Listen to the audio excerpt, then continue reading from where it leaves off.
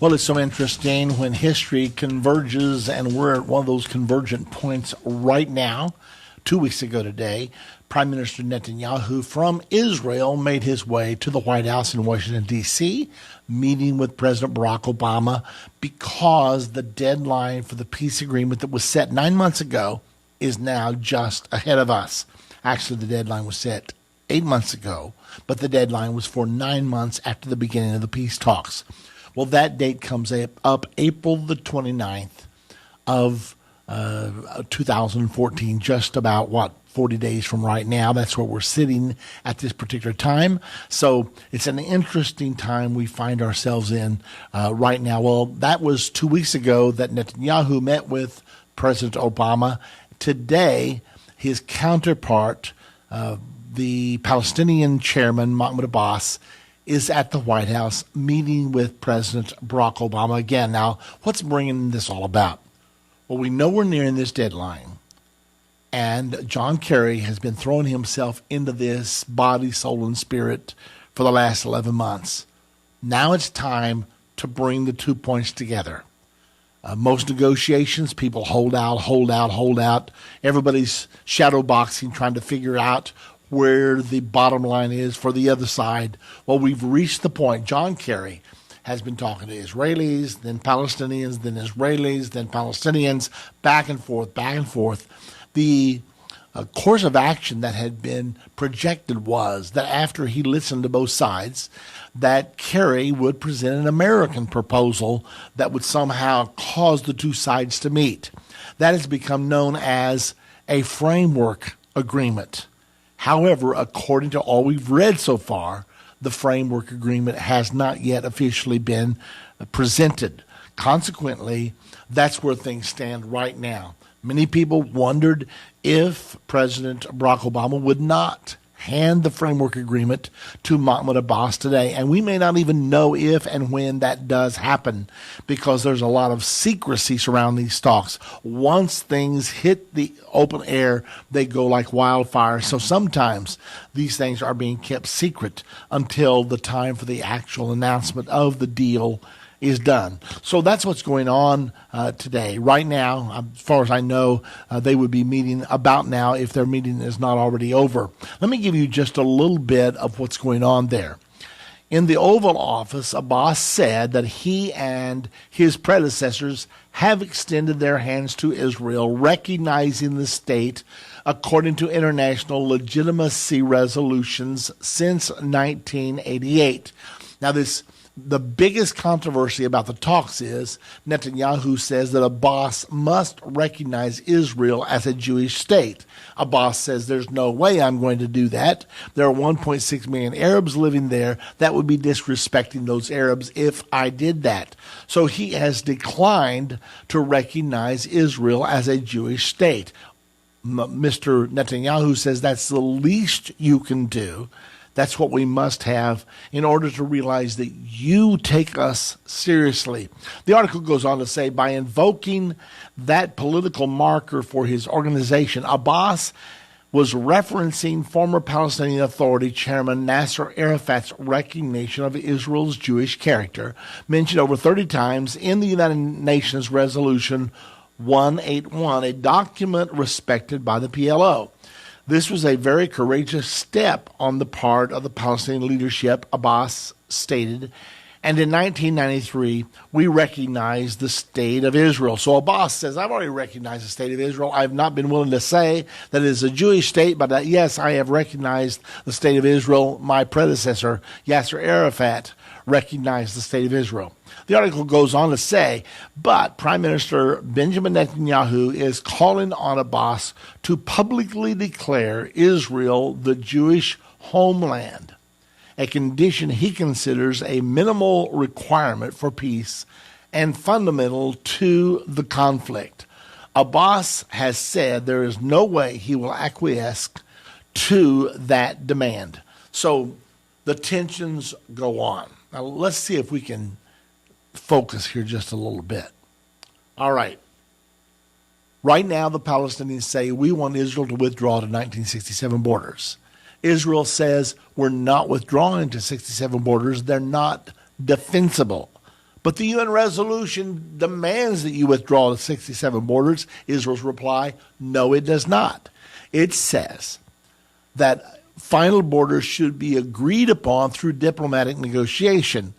If the final borders were to be the 67 borders, it would have said that. They knew when they wrote the resolution that these borders were not defensible. I'm talking about 9 miles wide at the waist. Are you kidding me? I mean, a jet airplane's across that in seconds. So that's where we are right now. There's this standoff. Israel says that she should not go back to 67 borders. The Palestinians say that she should go back to 67 borders, and President Obama has publicly agreed with that with certain land swaps. So that's what's going on today. And then furthermore, there's the Temple Mount issue.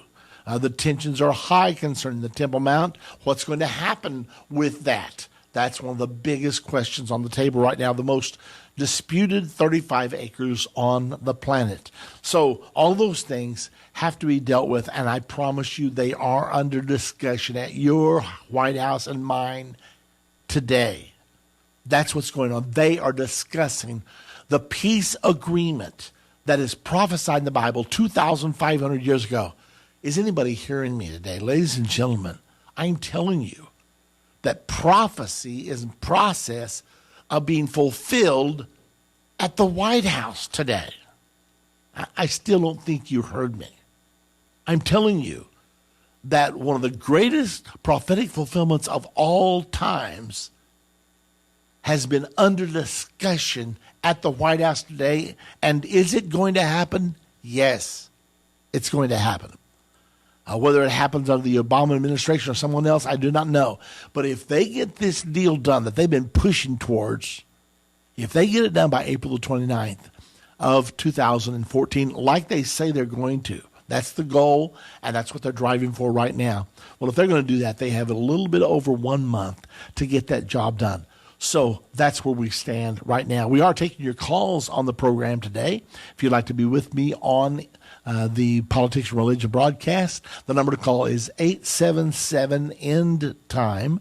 That's 877-363-8463. Or if you'd like to reach our operators to become a partner, to get your own copy of Understand the End Time, if you'd like to make a donation to the Israel Project, whatever you'd like to do, the number to call there to reach our operators is 1-800-END-TIME.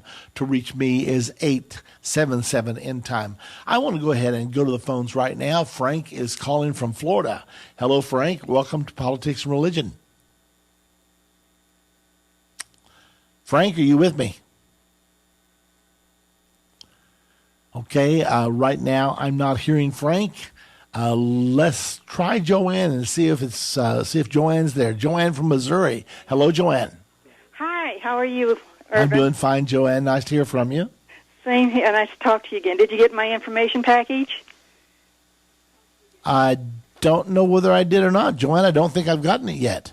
Oh, okay. Well, maybe they're holding for you. I sent it about a week and a half ago. Okay, I better check with our office here. Things have been really, really crazy around here, so it just may not have arrived at my desk yet. But as soon as the broadcast is over, I'll go take a look. Okay, well, what I wanted to say was, I'm kind of like speculating. Well, you know how the horn comes up and replaces 3 on the beast. Yes.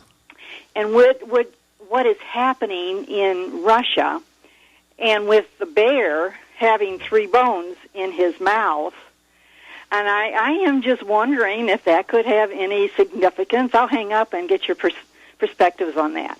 Okay, thank you very much, Joanne. To tell you the truth, when I read the story today that Putin had issued an order recognizing the independence of Crimea, I immediately began to think, okay, would there be a chance that this is one uprooting 3? I don't know the answer to that yet. Nevertheless, it's really interesting to speculate, and I did think of the 3 ribs in the mouth of the Russian bear there in Daniel chapter 7, verse number 5. So I don't have an answer for you right now. We'll have to see if there are 2 more that come along. If Putin does this 2 more times, then we're really going to be scratching our heads to say, okay, is this in fact what the Bible prophesies? And especially if it's the one that uproots 3 of the 10, because that would mean that if that were true, that Putin would be the Antichrist, which I am not willing to say that he is at this point. So it's very interesting to see what's going on. Let's go real quickly now to Frank. Frank is calling, and I don't know where from, but anyway, welcome, Frank, to Politics Religion. Yes, we had a little disconnect on the last part there. Mr. Baxter, I have a question concerning the temple sharing and the building of the third temple. Okay. My question really runs to a document that I had read that after the 6-day war, the rabbis that were in charge of the Temple Mount requested the Israeli government to perform a geological survey. And the results of the survey indeed pointed out that the highest point on the Temple Mount is the rock that lies and is covered by the Dome of the Rock.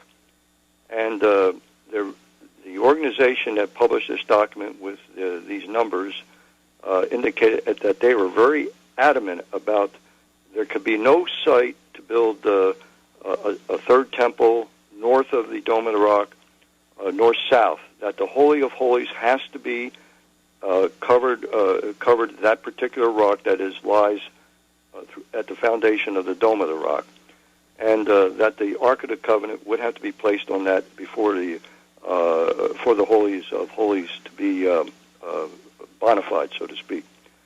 I was wondering if you had heard anything about this.